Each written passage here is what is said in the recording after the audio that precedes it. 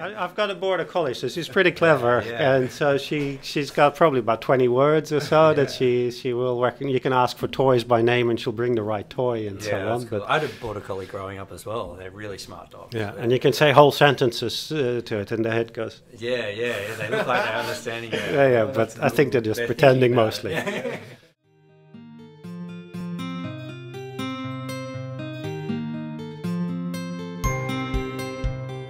I can't think of any more human activity than conducting science experiments. The game I play is a very interesting one. It's imagination in a tight straitjacket. The beauty of a living thing is not the atoms that go into it, but the way those atoms are put together. What I always think should be the basis of education is not answers, but questions. We should teach kids how to question.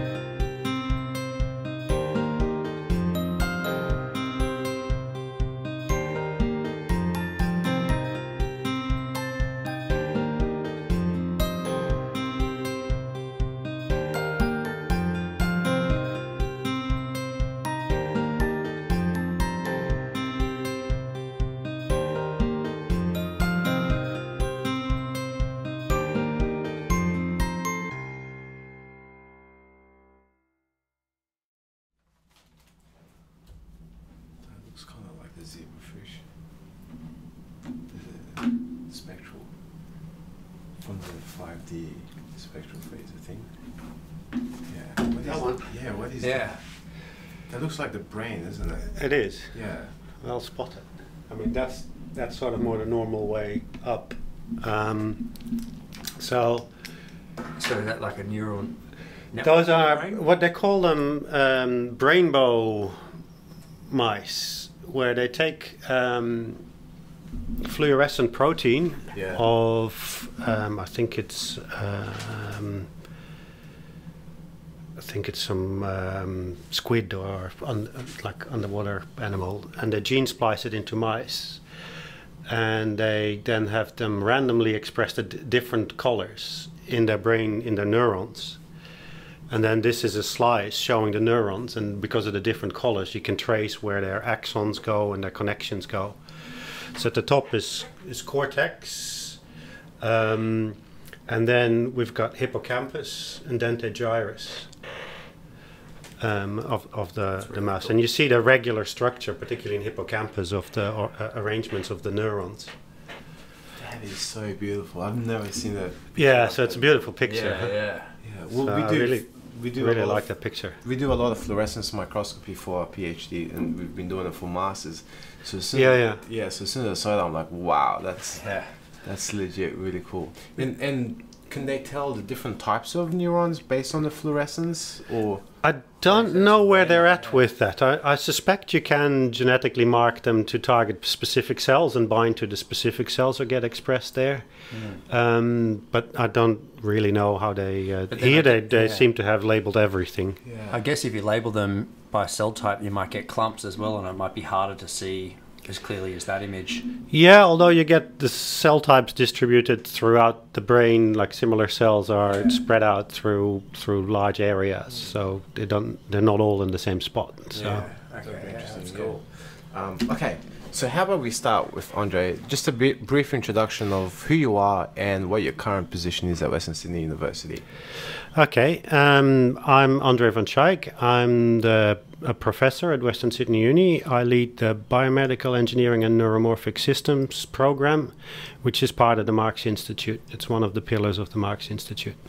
And how long have you been here at Western Sydney University? I moved here in 2011, so it's 7 years already, and that seems short. Yeah. Time flies, doesn't it? Yeah. How do you like it so far? It's a bit of a change. It's great. I mean, I moved here from University of Sydney, so the change wasn't massive. But I really like it here. I feel like I have much more support here and much more freedom to do what I want to do and do interdisciplinary research here than I had at the University of Sydney. Yeah, that's interesting. That's actually a little bit like our degrees, because we've just recently started PhDs and we're kind of looking at different PhD projects and where to go. And we're lucky enough to both get scholarships.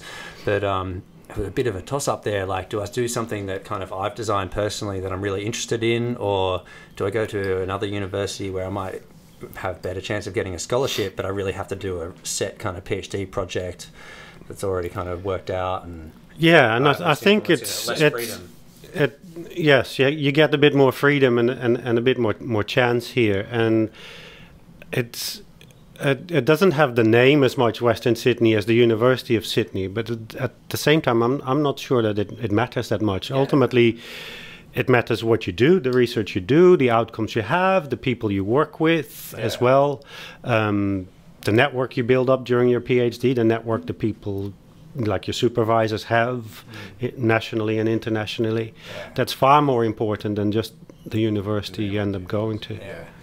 Okay. I saw in your bio that you started off with was it electrical engineering, and then you moved on to physiology.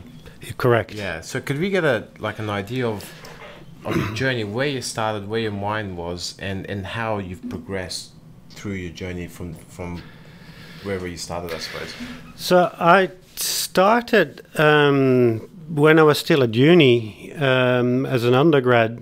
I did that in Holland, and at the time that was a master's program. So from undergrad you went all the way through to master's.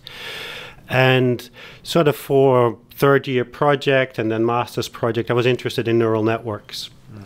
They were a big thing in the 60s, and then it sort of died out when they discovered that they couldn't do everything they wanted to. Then there was some progress in the 80s, and it became big again.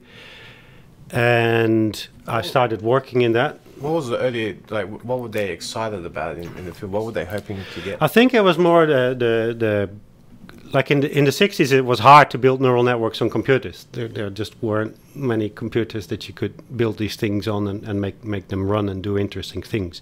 In the 80s, you could build much bigger networks and put them on computers, and there was some progress in the learning rules on how do you make neural networks learn.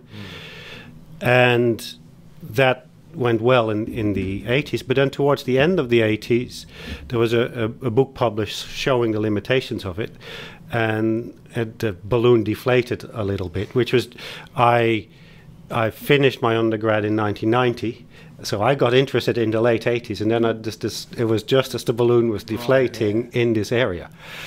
So my degree was in electrical engineering, and I was interested in electronics and how to build electronics for neural networks at that time. And that then segued basically into being interested in building electronics that's based on neural systems, on the brain and your neural senses, that sort of processing more generally. I can kind of see I guess an academic progression from electrical engineering into neural networks, but I guess like as an undergrad doing electrical engineering, what was that catalyst that kind of made you interested in neural networks? Was there research you were interested in, or was it something else? Like, for instance, we've had other people on who said that they read books or they watched TV shows and things like that. And it's interesting where people's impetus can come from. I think sometimes it can actually come from very diverse fields. And I was just wondering if it was that, or maybe even a particular lecturer or something. I think it was the last one. Yeah, a particular lecturer that talked about that topic in an interesting way that just catches you. Yeah. And here I am. What are we now? 37 years later. Or it's so. Amazing how those like little things sometimes, just like getting the right lecturer who just catches you on a particular topic and totally change your life trajectory. Exactly. Yeah, that's really cool. So you got into your honors, you were saying, as the balloon was deflating. Yeah. So in the sort of computer neural networks side, but at the same time in sort of the 86 or so, they started this area called neuromorphic engineering. This was a professor, Carver Mead, at Caltech. He got inspired by some of the similarities between transistors and the ion channels in neurons, and similarities in that they move charged particles. In one case it's electrons, in the other case it's charged ions. There are energy barriers involved in both in the movement, and that became a motivation for him to set up a lab. And then in I think 88 or so, he published a book on that, which I have here, Analog VLSI and Neural Systems. And that was a motivator for starting to look at, that talks about implementing models of the eye, of the ear, of neurons. So then it's not just learning networks, but it's also the sensors and so on. And that caught my fancy, so I ended up doing that. Yeah, that's what I found really interesting, because both Hamid and I are cell biologists, so we're quite well acquainted with bioengineering. And that's kind of for people to know, because we haven't really talked about what bioelectronics is, and maybe we can go to that next. But that's what I found the difference when I was researching it, is bioengineering, we're kind of like looking at biology or using biology to create products that we need, so proteins and things like this, and a whole host of products. But bioelectronics is a little bit different. Yeah. Maybe you could explain. Well, I mean, bioelectronics, I've really used it when I moved here as a catchphrase for catching two things that I do, because it's not really a well-known term, as you point out. I only heard it last week. Yeah, exactly. We're on our way here, yeah. So I use it because some of the electronics that I work on is inspired by biology, by the neural processing that we do. And then the other work we do in the lab as well is biomedical electronics, so where we go in the other direction, we take electronics and apply it to biology. So we have this nice synergy in both directions, and to catch that in one word, I sort of picked bioelectronics as a way to catch that. So you've got electronical items coming into the body, so I guess that would be things like pacemakers and in things or like that. on, right? We mainly work on wearable stuff here. So it's external stuff that you put outside, like a t-shirt that you could wear, or an ankle cuff, measurements like that. We have work on bionic voice generation for people that had their larynx removed after a cancer. And again, that would be an external device, or a device that you can put in your mouth, rather than something that is implanted. Because we had last year, we had Meow Ludo on, who is the biohacker who put the Opal card chip into his hand. So he's right into transhumanism and things like that as well, and I guess less wearable somewhat, but but a similar type of field. But then maybe, sorry, go on. How do you go with topping up that Opal card? Oh no, you just hold it. He does. Okay. I think you can do it electronically as well online. Oh yes, true. But he was actually, on a side note, he's actually involved in, I think, a legal dispute with them now, the Transit Authority, because he got caught and he said, yeah, my card's here, but I don't want you to scan it, because then they'll have his details and they'll like cancel the card. So he's like, I've got a valid ticket and I can show you on my phone on the app that I have money and stuff, but they still gave him a fine, so I think he's taken them to court. I'm not sure. Because he doesn't want to give his details. He doesn't want to give his details because they've said they're going to cancel the card. That operation becomes redundant. That's right. But perhaps we should talk. I think you're, correct me if I'm wrong, a little bit more involved now in the opposite direction, and that's looking at biological systems and seeing how we can use the way that biological systems work to create electronic devices. Is that fair? Or? Yeah, so let me wind back a few steps back to how I got here, because that's how we started talking.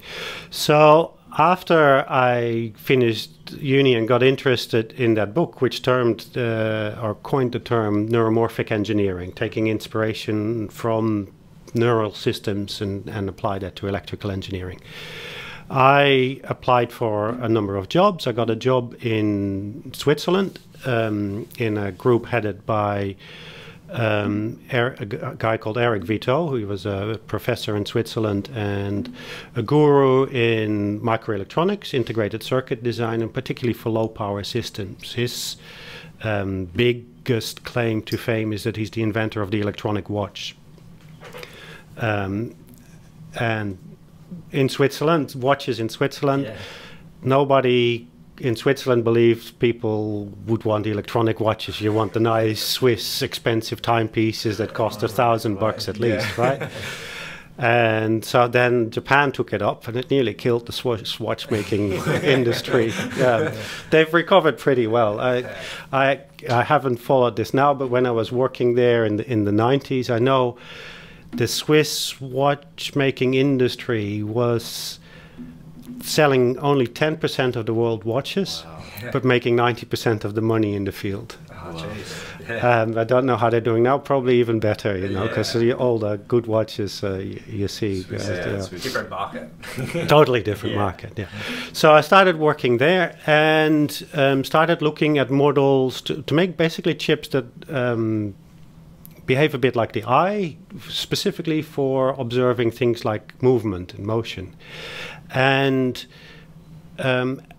when I was there about a year and a half in or so, Logitech, you know, Logitech, the computer mice maker, cameras and so on, they came to that company and said, can you design an optical mouse for us or an optical trackball? Because we have problems with trackballs that we have. Oh, the old school. That was they used to use back the then. old school spheres in A lot the of the laptop. people listening to this have probably never seen one of those. There's millennials don't know what dial-up internet is. So mice used to have a little ball in them, and then you move them around, and the ball would move and touch Just sensors. before the trackpad, there were two options. It was either laptops that hadn't been around for that long. They had a tiny little ball at the front of the keyboard and a few buttons next to it, or they had what IBM have, those little green joystick in the middle of your keyboard. Those things are a pain. Nobody liked those, I think. Especially if you want to play video games.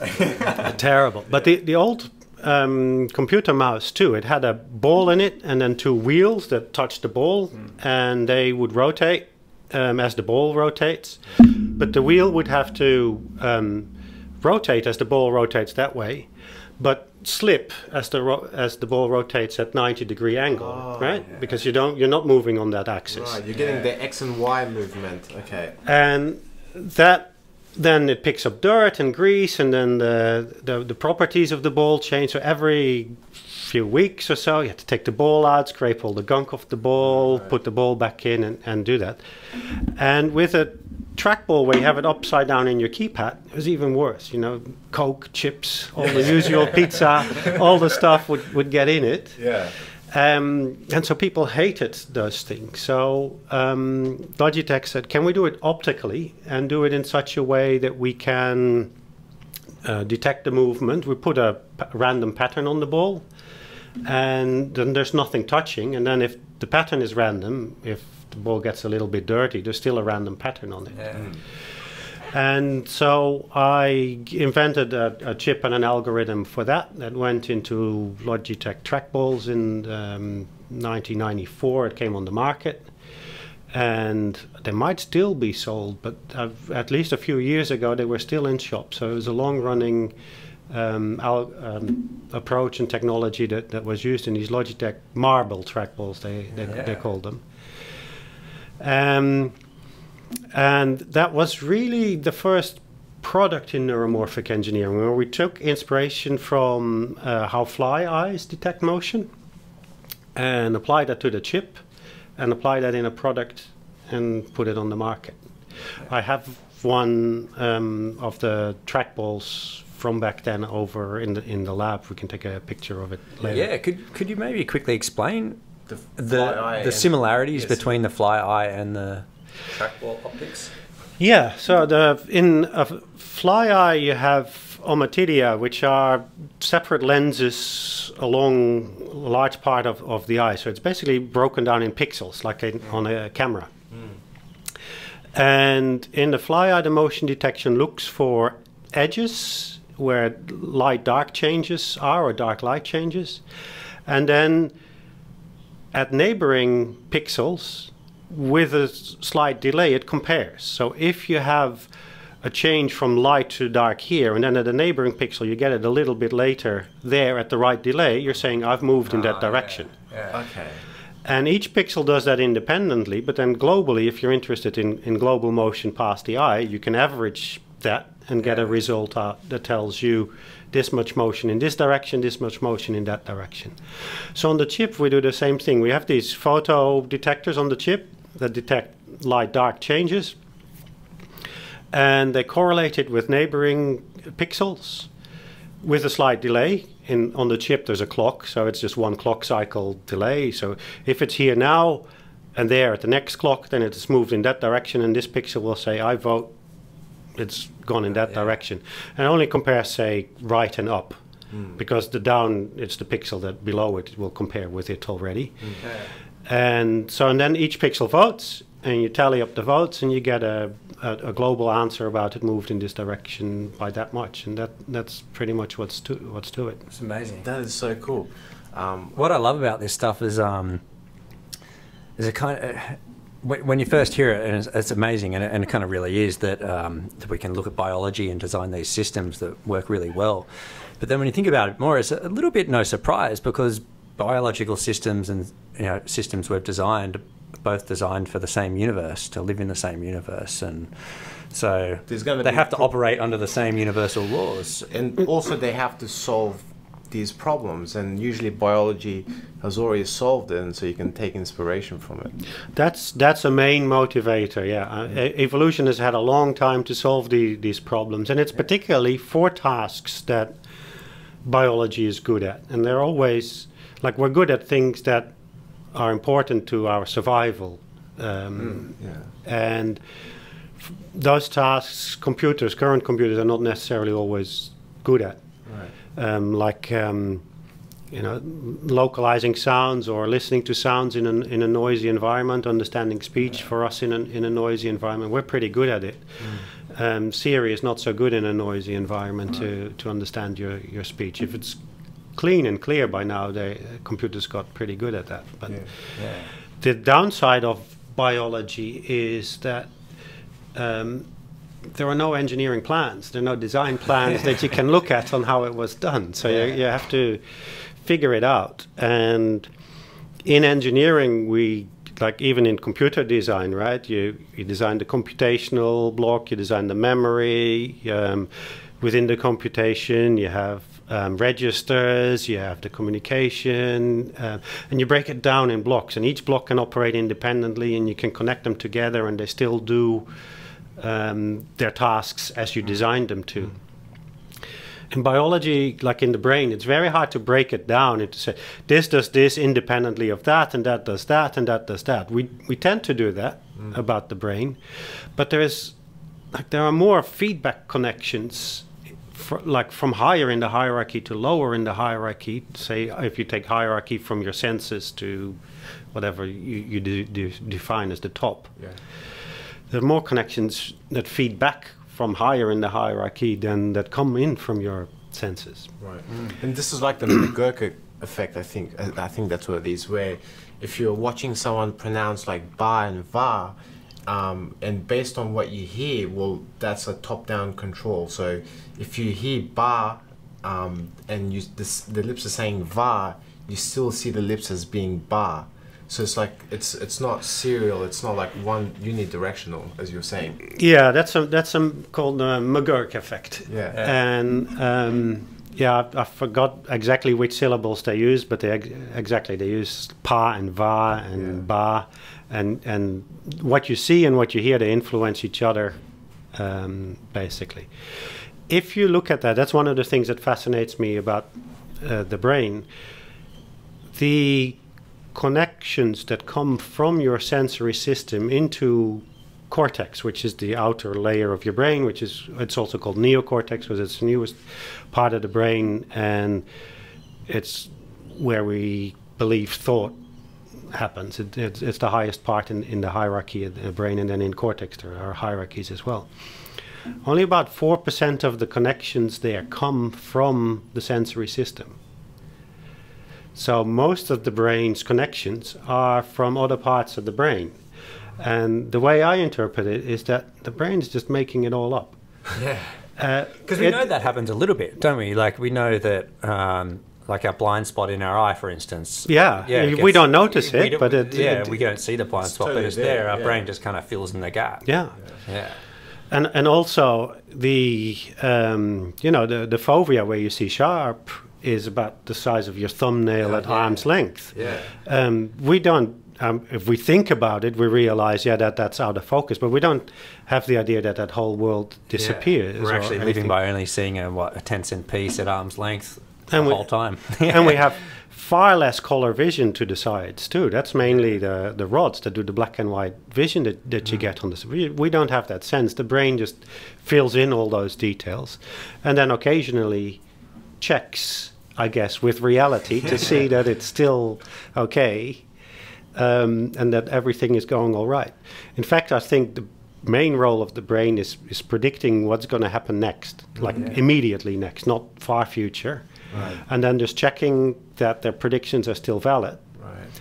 And that if Just you can do that, to keep you alive. yeah, if you can do that, if you can predict what's going to happen next, you're always a little step faster than if you react to what's coming in. Right. And that's going to be important. Yeah. And so the hyperconnectivity, or the connection between one region of the brain to the next region of the brain, and the connection between all these different parts of the brain, kind of give it that ability to predict. Yes, I think, but how or why, I don't know. It's one of the areas I'm researching in, and I'm very interested in, is how does that prediction work? If you do what they call psychophysical experiments on humans, where you ask them to do a task and you measure things like reaction time, or how often they get it right, how often they get it wrong, and you manipulate then the stimuli, the input that you give for the task, either vision or audio, you get performance that follows statistical optimality, and called Bayes optimality, or Bayes law is all about predicting based on prior information, stuff that you've learned about the environment, and taking input from probably noisy sensing of your environment, combining those to make the best prediction of what the current state is. And that's a mathematical formulation about probabilities and statistics. But if you test humans and animals in their performance, it follows that quite well. That's interesting. Now that gives us an indication that something like that is what happens in brains. How that is done, it's one thing to write the mathematical formula on paper or simulate them on a computer. Right. It's a total different way. How do you do that with spiking neurons and hyperconnectivity, and And that probably underpins, it was something I was going to mention before, that probably, forgetting the lack of a better word, underpins the importance of basic research. I was thinking with the fly, like if we didn't know how flies' eyes worked, it would be hard to base sensors off them, optical Absolutely. sensors. So governments and universities, I think, funding basic research is really important then, because then we build all these types of things like optical sensors and better computing systems off our basic knowledge. Yeah. And who'd have ever thought that when we're trying to find out how a fly's eye works, that it would lead to a better computer mouse later? Yeah, so exactly. You can't predict that type of technological development from such basic research, but the basic research is really important. And exactly, I totally agree with that. Yeah. And a nice full circle on that is that I then got contacted by a research laboratory in Germany where they'd studied the fly's eye and the fly's motion. Cool. And they were then looking at beetles and beetle movement, and they had the beetles walking on a ball in the lab, and they wanted to observe the motion of the ball, and they were asking if they could use the chip that was in the trackball to look at the ball to study the beetle. Yeah. The basic research Nice. again, and it's a lovely full circle on that. I was watching a TED talk where they were this guy was trying to design robots that could overcome just small obstacles, because I think that's one of the issues when you're building robots. They have to be able to overcome, let's say, pieces of rock or whatever. And they found that cockroaches, just the way they are built, can do that very efficiently. So this again kind of just fits in with what you're saying and what Alex was saying about basic research informing, you know, robot design in this case. Yeah, I've done another project modeling quite a while ago now, modeling how crickets localize sound, because we all hear crickets, right? And they have this high-pitched, quite piercing sound.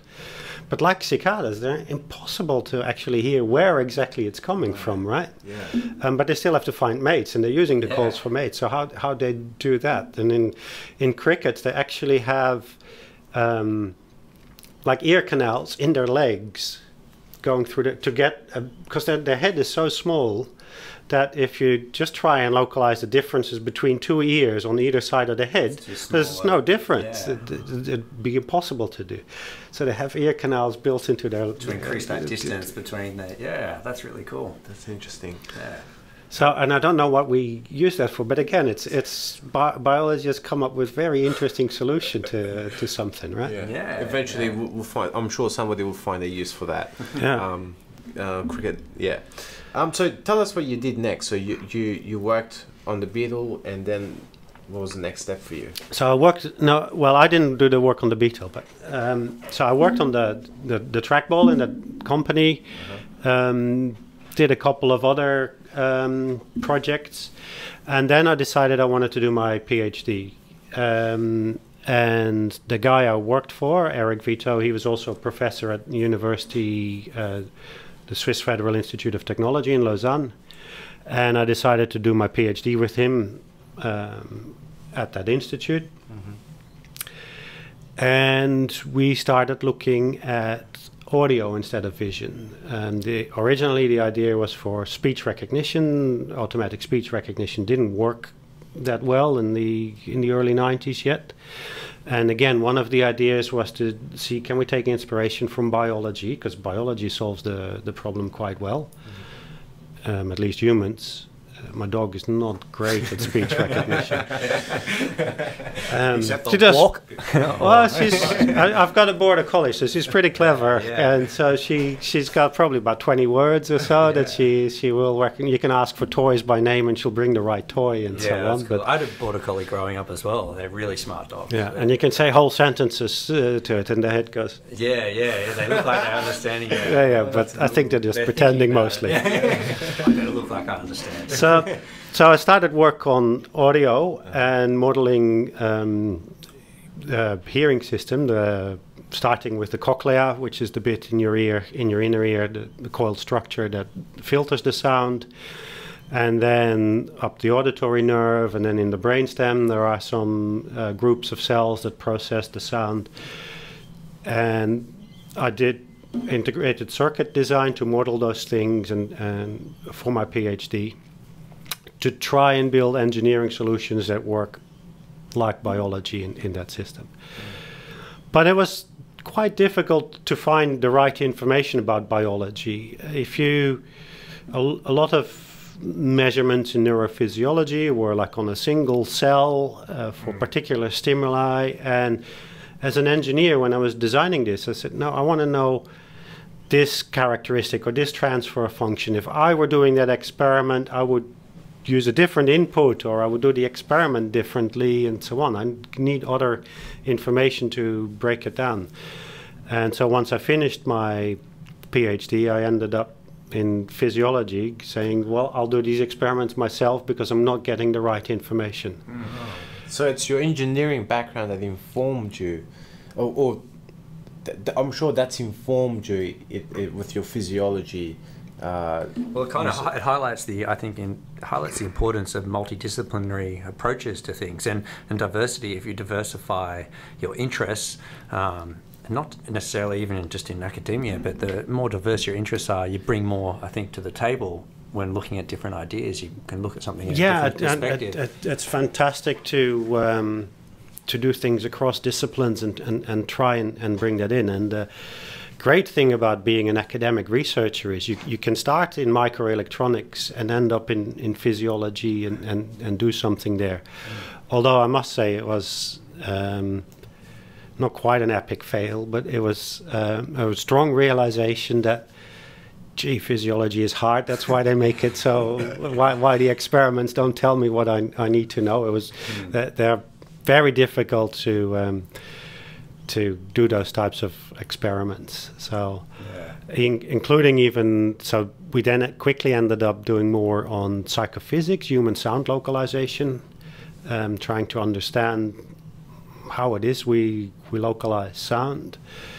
And even there, it's harder than electronics in the sense that once you have designed your electronic chip and you're measuring it, you come back the next day, it'll behave the same pretty much all the time. Humans, you get them back the next day, they don't behave the same. And there's all these problems with reliability and repeatability and so on. So that made it hard. So. Yeah, that's interesting.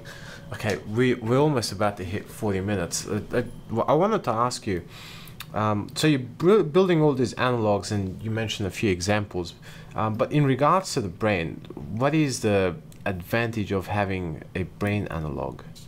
Or like building circuits that are based on brain connectivity? So there's two parts to that answer. One is, as an engineer, if I can build it, I understand it.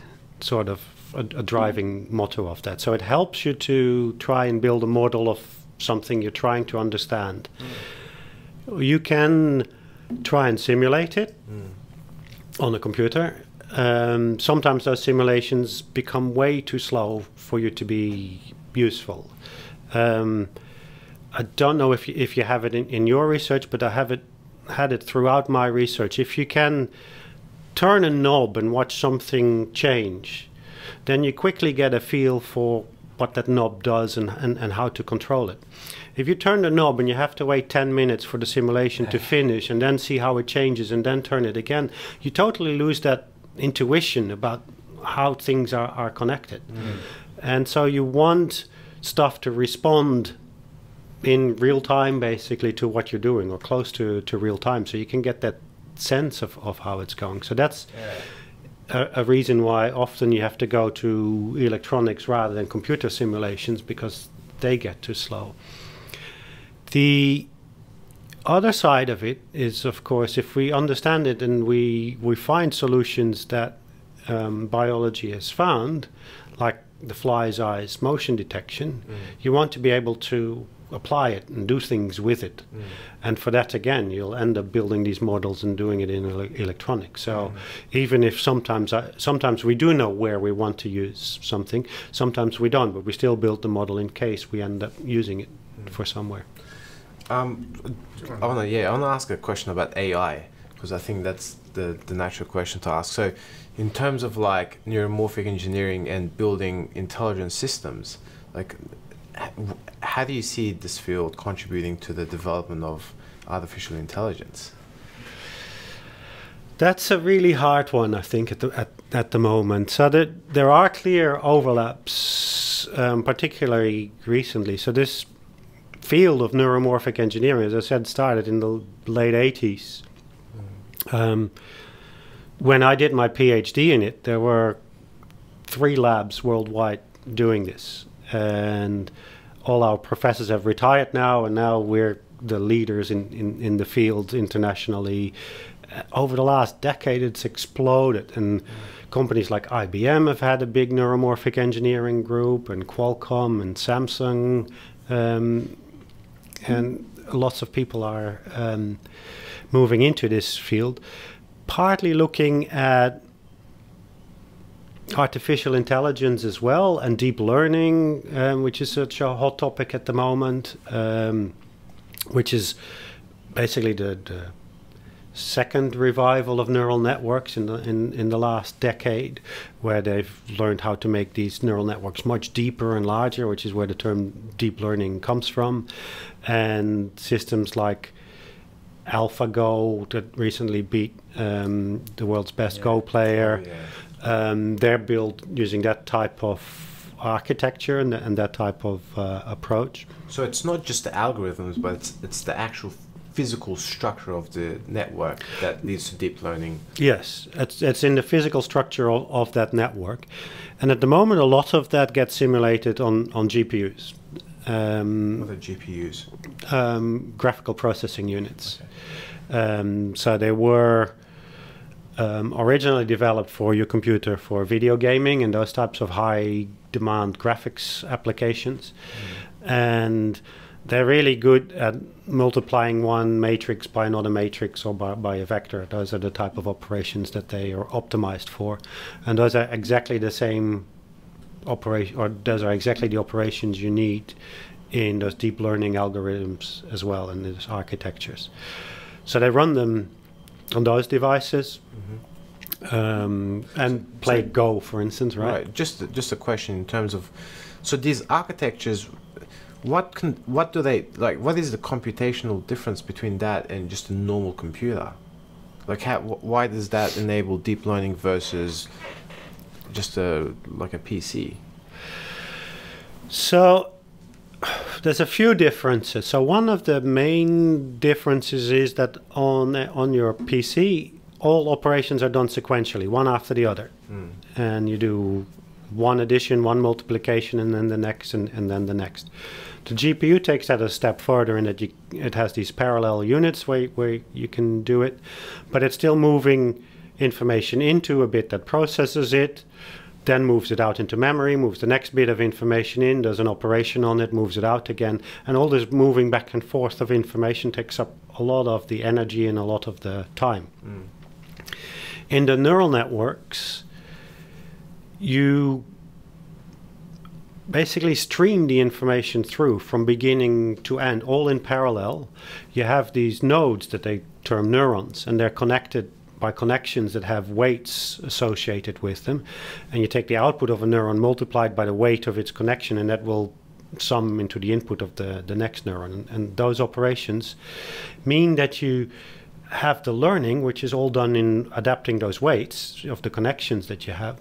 You have the learning in the fabric of your computation. As you compute, all the weights are there and you're multiplying it through. Yeah. That's what I was going to ask you, is like how does electricity learn? So I guess you're saying that these neurons preference particular connections, and the weight of those preferences changes as they learn or as their inputs change. Yeah. So does weights learn, and you can do that. There are different variants of it. You can do it unsupervised, where it just learns from the data and tries and captures the statistics of the data. There are learning rules to do that. Commonly for a lot of tasks, like they use deep learning very well. Like if you go to YouTube and search for particular objects in videos, like cats in videos is a typical example, right? It'll be deep learning neural networks that are very good at extracting those cats from videos and recognizing them. Those have been trained with this is a cat, this is not a cat, which is called supervised learning, where you have to have a whole set of data that's labeled. Yeah.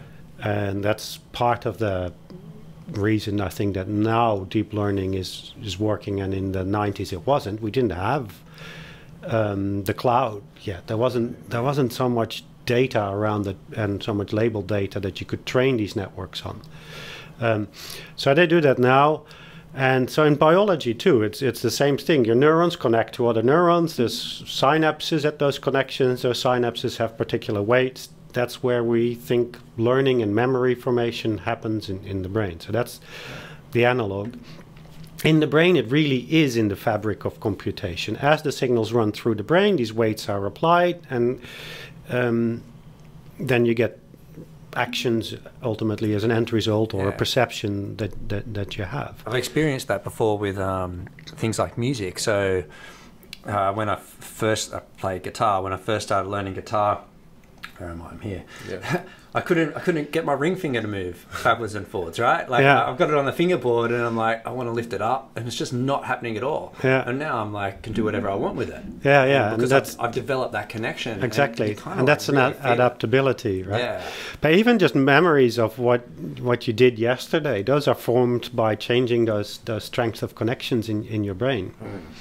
Are these deep network architectures, are they also plastic do they change according to the what they're exposed to, just like the brain is? So yes and no, in that typically they change their weights, but they don't change their architecture. So the number of neurons and the number of connections and where those connections go typically stays fixed. It's not universally true. I mean, generally in science there'll always be exceptions to certain rules. So, but typically you design an architecture and that stays, and all you change is the strength of those connections. So in the brain, as I said, it really is in the connections themselves. If you simulate this on a computer, you still end up storing the strength of these connections in computer memory, and then the processor has to go fetch it from computer memory, apply the weights, store the results in memory, and it's still doing this back and forth between memory and the central processing unit. And that is become a real limitation for electronics, for technology. And you might have noticed that for the last decade or so, computer processing speeds, like the clock speed on your computer, hasn't gotten any faster. You just get more cores now on your laptop. Previously, if your computer was half a year old, then the next computer was faster and faster and faster. And that came through the fact that we could cram more and more transistors in smaller and smaller technology on a chip that's called Moore's Law, where a number of transistors doubled every 18 months. That's at an end now. We're finishing that. We might get one more generation where they get smaller. We've already had for a couple of years that the price per transistor has gone up, whereas previously it always went down if you calculated the price per transistor. And so computers were getting faster because we could cram more and more into the same chip footprint. And that's running out. So to advance technology, one of the hopes, so it's not the only one, is to take inspiration of this more of this biological computing and doing it more with weights in the fabric of the computation. That needs new hardware, that needs new electronics, and that's another reason for us for building these models to try and come up with architectures. Because if we just take the model from biology and simulate it on standard computers, it's going to be slower rather than faster. We're actually also going to have to adapt the hardware to make it faster. Right. Okay, we're almost hitting 50 minutes now. Where do you see this field going in 50 years? Because I know it's neuromorphic engineering has changed since the time you started, and bioelectronics has changed. In 50 years, what do you think we would have accomplished? By we, I mean you. I don't want to take credit. Well, in 50 years, I'll be retired. Just the general field, I suppose. I honestly don't think I can answer that. That's a long way off, isn't it? Yeah. So, do you think we would have created AI by then? Well, we already have AI. That's I mean, depends on how you define it, but it's trying to remember who said it to me. I think it was Terry Sinofsky, who's a professor at Salk Institute, but I think he might have been quoting somebody else. But he said that we always overestimate how fast technology will advance in 5 years, and we always underestimate how fast technology will advance in 20 years. Because things tend to go very gradually, incremental progressions, and then there's a breakthrough technology which really causes a step change. Right.